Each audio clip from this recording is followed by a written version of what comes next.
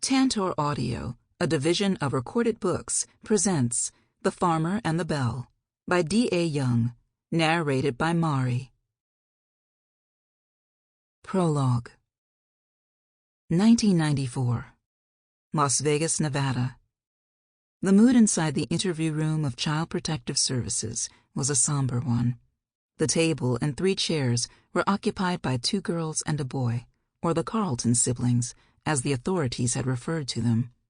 The oldest girl, Eliza, had recently turned 18 and was doing her best to keep it together for her 16-year-old brother, Graham, and their 8-year-old sister, Georgina.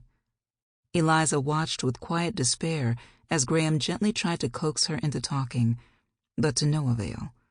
The younger girl hadn't uttered so much as a peep in the last 36 hours, and it was all Eliza's fault for deviating from the carefully laid plans she'd concocted. She wasn't even aware that she was crying until she felt the salty sting from her tears slip into the fresh cut on her left cheek.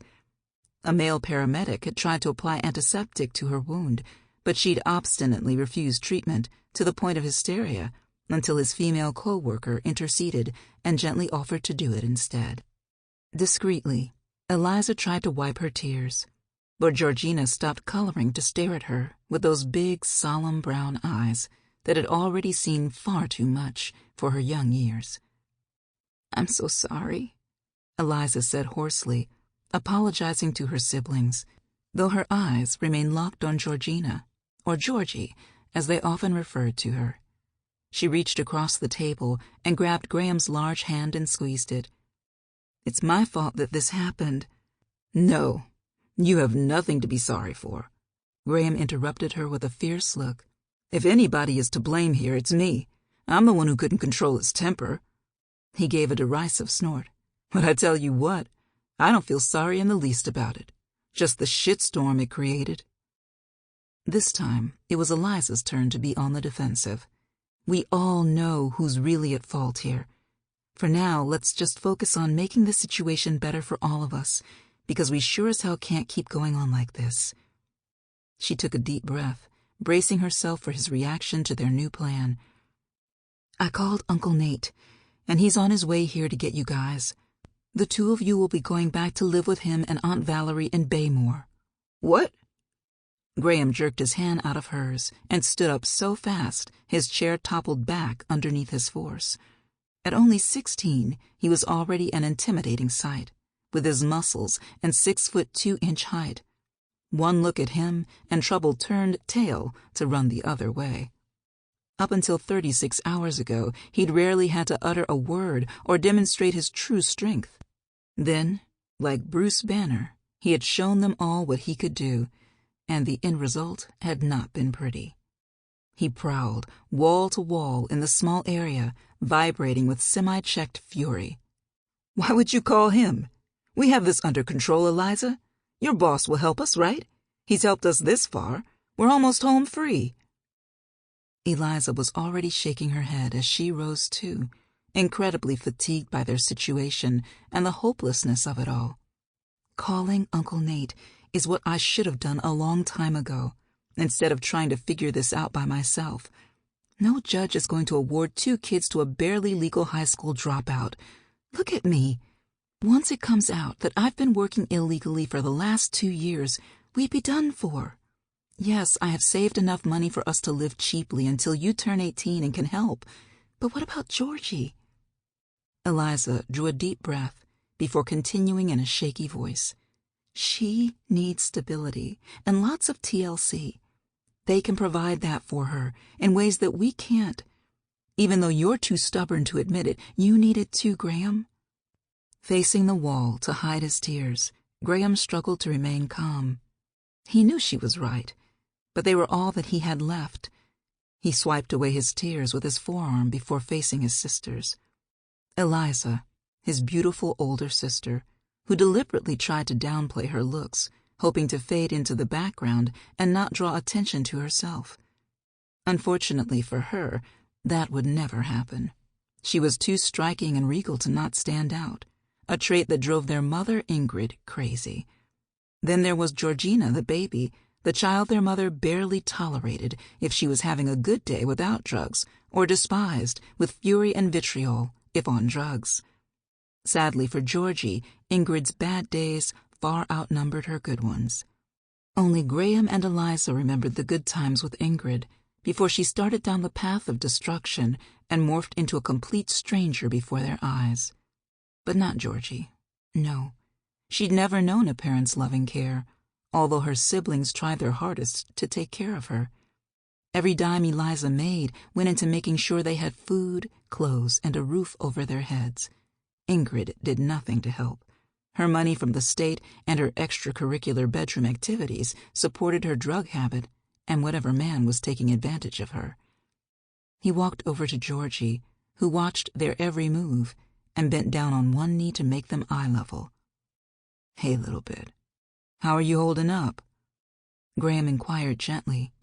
From his peripheral, he saw Eliza come forward to see their sister's response. She gave him a slight nod, but remained silent, and his heart broke all over again. Georgie never reacted. She just always was, because her feelings depended on Ingrid's mercurial moods. Graham watched her rub her right index finger and thumb together, recognizing it as her sign of anxiousness. Poor kid. She deserved so much better than the hand life had dealt her thus far. They all did. Graham dropped his shoulders in defeat, knowing that his older sister was right. But how was he supposed to make sure that Eliza would be okay so far away from them? What if something else happened and he wasn't there to protect her? Graham turned in her direction. She was now leaning sideways against the wall, watching them with her thin arms crossed protectively in front of her. Her long dark hair was pulled back in a tangled ponytail, and she had dark circles under her eyes. An angry red cut on her left cheek and her bruised, swollen mouth told the story of the ordeal she'd suffered, making Graham livid all over again. In her hazel, tear-filled eyes, he saw worry and love, making him want to insist she come with them. Except he couldn't, because he saw something else. It was a silent plea for him to go along with her plan and not make waves, to release her from this nightmare, so they all had a chance of making it out of the hell Ingrid Carlton had dragged them into. How could Graham deny her after all she'd sacrificed? Eliza deserved to have a happy life without them as a responsibility. The heavy burden of a rebellious teenager and an introverted kid should have never been put on her frail shoulders in the first place. Graham felt a slight touch on his clenched fist. He looked down at Georgie, who was still watching him, patiently waiting. She glanced at Eliza worriedly, and then back at him. With grave eyes, she nodded her head in agreement, then hugged him. Fresh tears clouded Graham's vision as he squeezed her back. Then she pulled away and went to Eliza, wrapping her arms around her waist. Their older sister exploded in heart-wrenching sobs as she pulled Georgie closer to her with one arm. With the other, she motioned for Graham to join them, which he did, wrapping his large, comforting arms around both of them. They were so traumatized and emotionally overloaded that they didn't hear the door quietly open. The tall man standing in the doorway watched them, silent as he was too overcome by emotions to speak. The siblings' love for each other was undeniably evident in the way the oldest girl clutched her brother and sister desperately, while the big man-child's strong arms encircled them protectively. The youngest clung to her anchors for fear of drifting away. Shame engulfed the man, flaying him alive and making him sick to his stomach. He had failed them. He should have done more. Maybe flown out to visit or sent for them instead of just wiring money and calling. Instead, he'd forgotten who he was dealing with, choosing to believe the lies that were spun to him. And because he did, the unthinkable had occurred. It took a moment, but finally the man was able to speak. "Hello, children. I don't suppose you have room for one more?" He greeted them humbly. Chapter 1. Georgina Carlton eyed the big blue sign with the flashing white bulbs surrounding it atop the single-story red-bricked building. After she checked in at the Roosevelt Hotel down the street, the front desk clerk recommended Moe's Bar and Blues when Georgina inquired where in the area she could get a drink and relax. Judging from the live band jamming inside, she figured it was as good a place as any to let loose.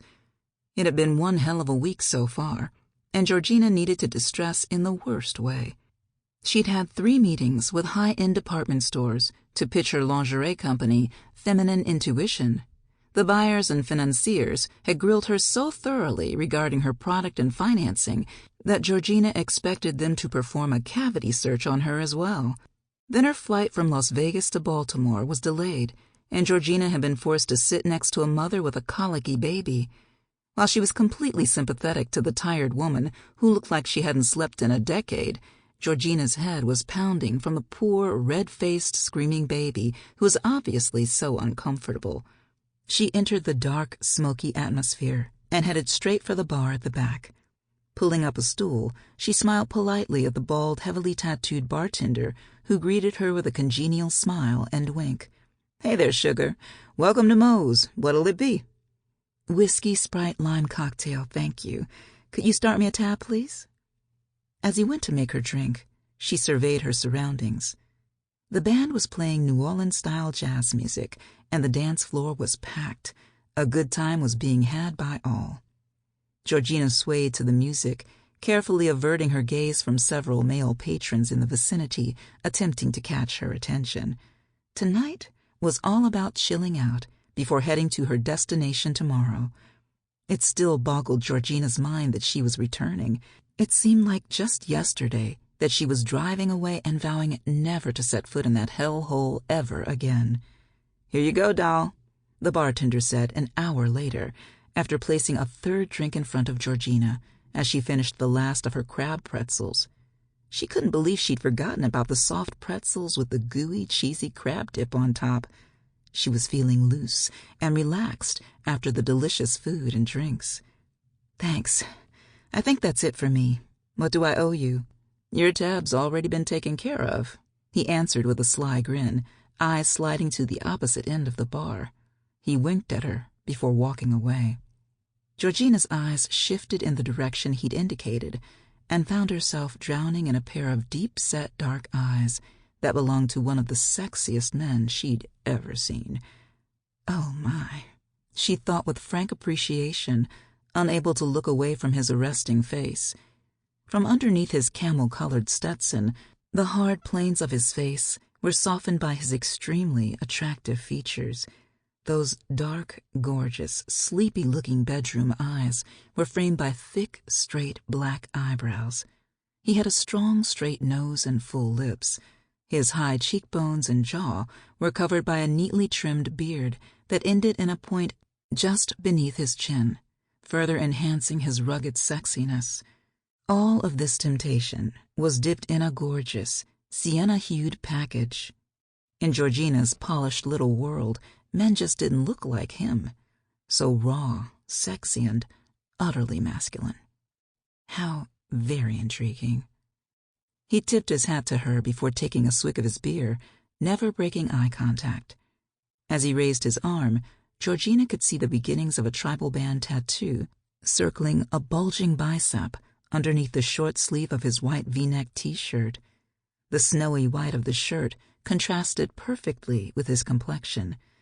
She raised her glass and smiled sincerely at him, mouthing the words, "Thank you." It was all the invitation, tall, dark, and mesmerizing, needed. He stood up and sauntered Georgina's way, oozing virility. He was tall, standing at least 6 feet, 4 inches, and well-muscled with broad shoulders. His gait was slow and confident, and the dark denim jeans hanging low on his hips clung to solid thighs.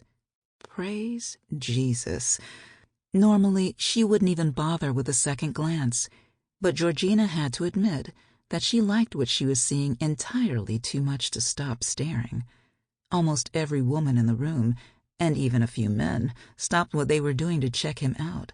His swag was that official. Georgina could tell he was confident in his abilities as he flipped the script and subjected her to an equally thorough appraisal. His supple-looking lips quirked into a little smile, causing her heart to gallop a little faster. Simmer down, girl. Georgina's skin felt like it was on fire under this seductive stranger's intense gaze. He looked her up and down, and she found herself hoping he liked what he saw as much as she did. Up close, his beard appeared soft and inviting. She wanted to nuzzle it and trail kisses along his jaw. Whoa, where did that come from? Georgina was extremely surprised by her reaction to him. Every move and decision in her life was orchestrated after precise and careful consideration on her part. She didn't do impulsive or flighty, ever. The 3 sexual partners she'd allowed herself were safe, harmless men that hadn't been all that memorable. Unlike Ingrid, Georgina picked predictable yet stable lovers who wouldn't turn her neatly organized world upside down, then allow it to come crashing down around her. This man hadn't even spoken to her yet, and Georgina had questions. Did he have a happy trail that led to his package? How big exactly was his package? Could he go the distance and fill her needs? What did he taste like? Would he be gentle and slow, rough or aggressive? The questions were swimming in her head, and Georgina had the feeling that the answer to all of them was that the stranger would not disappoint on any level. Suddenly, he was standing next to her, and the big room seemed way too small and lacking in oxygen. "May I?" he asked, in a deep, sexy timbre, gesturing to the empty seat next to her. Good Lord. His voice alone could bring her to the big O. "Please do," Georgina encouraged, her normally crisp voice husky in his presence. Nervously, she took a large swallow of her drink, finishing it off. "Thank you for the drinks and food. It was very kind of you." She held out her hand to him with a winning smile. "Please don't let me have any food in my teeth. I'm Gina." It surprised the hell out of her the instant she said it, and Georgina knew she was contemplating sleeping with him. Contemplating her ass. Nobody referred to her as Gina. Friends and family called her Georgie. Everyone else, Georgina. She was going to do it. "Gina, it was my pleasure. I'm Jay." He accepted her hand, immediately engulfing it in the heat of his larger calloused one. Ooh, firm grip and unwavering stare. The lethal combination caused zigzags of lust to travel through her, leaving her breasts achy and heavy, and woman parts that had long dried up to moisten. Georgina wanted to hold on forever, but reluctantly she tugged her hand back, and he appeared just as unwilling to release hers. As Jay took the seat next to her, his denim-covered thigh brushed against hers, and Georgina jerked from his touch and the pulsating in her core it created. Goodness, she was in a world of trouble. If 2 touches in, she was ready to climb walls. "I don't think I've ever seen you in here before. I would definitely have remembered you." Jay's slow smile caused his bedroom eyes to twinkle sexily. Georgina watched his lips move and wondered what they would feel like all over her body. How that beard would feel between her thighs. "Actually, I'm just passing through. I take it you're local?" Better to have him talk than divulge any information about herself, Georgina thought, as he studied her carefully. "You could say that. Every now and then I come in to relax. What do you think about the band?" Jay leaned in closer, and Georgina found it difficult to concentrate on what he was saying. He smelled heavenly, a mix of something woodsy and citrus spice. His eyes seemed even darker than before, and his lips were a hair's breadth away. Georgina's concentration was shot to hell. All she could imagine was licking that full bottom lip and tugging on it with her teeth. What harm could it do? It wasn't like they would ever see each other again, right? She licked her lips before replying truthfully, "I like what I'm seeing so far." Jay's eyes clouded with lust as he contemplated her lips. Fuck it. Georgina leaned in closer and slowly licked his full bottom lip. Yum. He tasted like spearmint, beer, and endless possibilities. His fingers clenched the neck of his beer bottle, and he swallowed hard, eyes going impossibly black. Georgina's own eyes were drawn to the strong column of his throat, and she wondered if his skin would taste as delicious as his mouth. In the background, the band stopped playing, and Neo's Miss Independent came through the overhead sound system.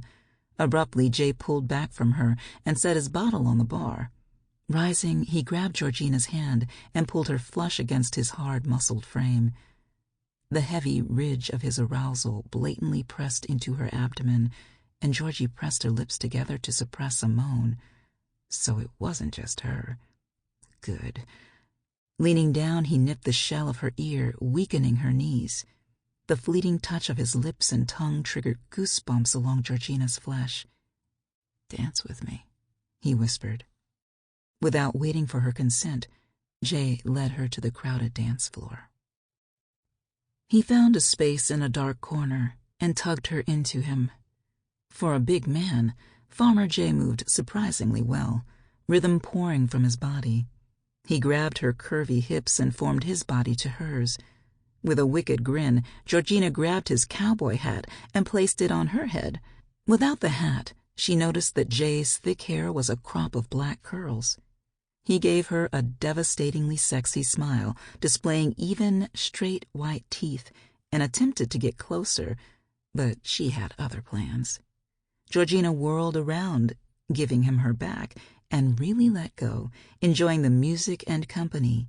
She made sure that with every shimmy and shake, her ass brushed against his thick length, increasing the slickness between her thighs. Georgina heard Jay curse as he did some grinding of his own. Sweat made her short hair cling to her scalp as she worked it Beyoncé style. A fine sheen coated her neck, and Georgina fanned herself, unbuttoning her suit jacket to cool off, then shrugging it off completely, allowing it to fall for the floor. It felt good to let loose, especially with an extremely sexy stranger who was more than capable of keeping up. Jay's heat cocooned her, and she could feel his cool breath on her nape, driving up her blood pressure. Georgina wished she were bold enough to slide his big hands at her waist up and palm her breasts. Rihanna's Work came on, and Georgie spun around into Jay's strong embrace. Looking up into those bedroom eyes, she prayed that she didn't look a sweaty-ass mess. Apparently not, because Jay was staring down at her with a yearning that her body was responding to in a major way. Georgina was burning up with need for him and unable to resist it any longer. Her peaked nipples were sensitive and aching as she brushed against his muscled chest and the tight, heavy coil of desire in the pit of her stomach, ready to be unleashed. Georgina slid her hands from Jay's muscled forearms up to encircle his neck. Trying to get as close as possible, she inhaled his unique scent. Placing a hand at her nape, Jay gently tipped her head back. From beneath his Stetson, Georgina watched in anticipation as he lowered his face, bringing his lips precariously close to hers. "I think it's time for us to get out of here. What do you say?" But Jay didn't give her time to answer, as firm lips fused with hers, the soft hair of his beard brushing against Georgina's hypersensitive flesh. It added another level of hotness to her body that had her past ready to combust. His tongue slid along the seam of her pout coaxingly, and she opened up, allowing him access. Then Jay's tongue was sliding in and meshing with hers in the most erotic kiss Georgina had ever received. His addicting flavor made her want to inhale him as he masterfully explored her mouth.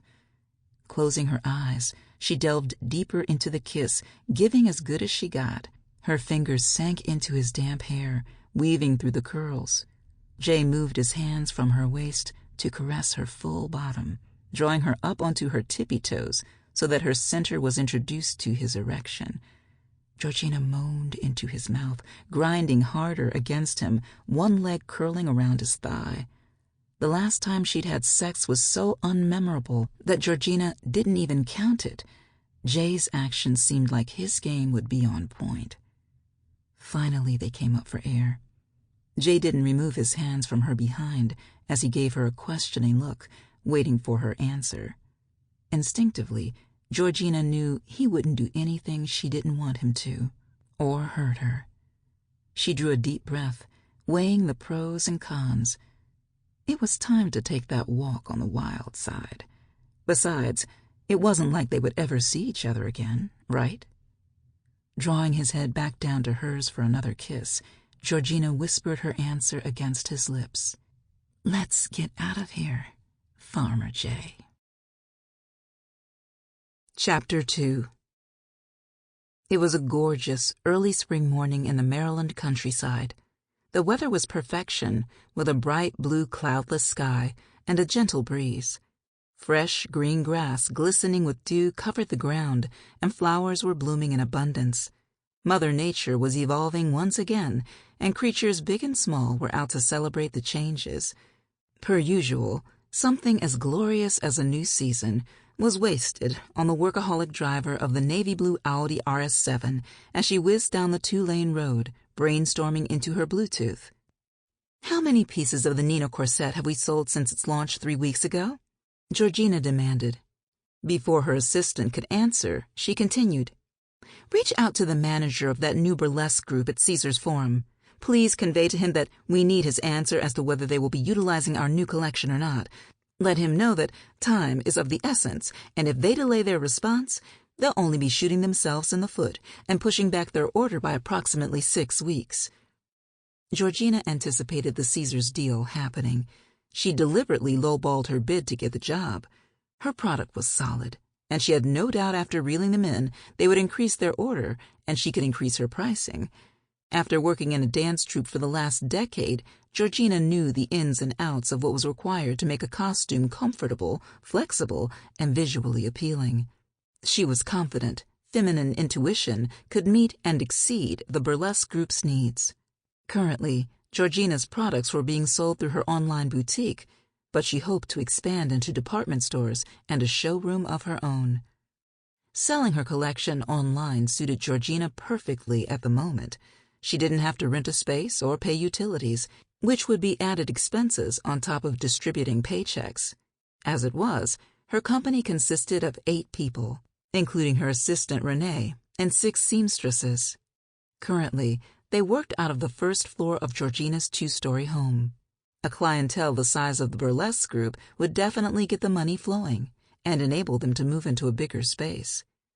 "Okay, will do," Renee Carlton, who was not only Georgina's assistant but good friend, replied readily. "Also, I heard back from my boy Kyle at Las Vegas Luke's magazine. As usual, you were right. He says that his editor is interested in doing a complimentary full-page article on you, as long as you model some of the new collection. How does that sound?" Georgina's full lips curved into a victorious grin. "It sounds like a plan, but only if it takes place at Red Rock Canyon, and I get 2 male models of my choice to pose with me. Tell Kyle that his boss has to pay their fees." There was a pause on the other end of the phone before Renee delicately questioned her. Boss lady, you do realize that Mr. Capex is the one doing us a favor, right?" "Yes, Renee, I'm very aware of what Kyle reiterated to you, except what you guys don't know is I've been assisting Daniel Capex's mistresses with their intimate apparel since I was a 20-year-old sales clerk at Victoria's Secret. After I left retail and graduated from college, he continued to seek my assistance, and I became a personal shopper of sorts for these women. Now that I'm no longer dancing and I have started my own company, I keep them laced in feminine intuition while supplying Daniel's wife with our more conservative intimate apparel." At her assistant's outraged gasp, Georgina confided, "Don't feel bad for her, Renee. She privately orders her stash of feminine intuition for her pool boy and gardener through me. I figure I'm due, and it is time for them to pay up."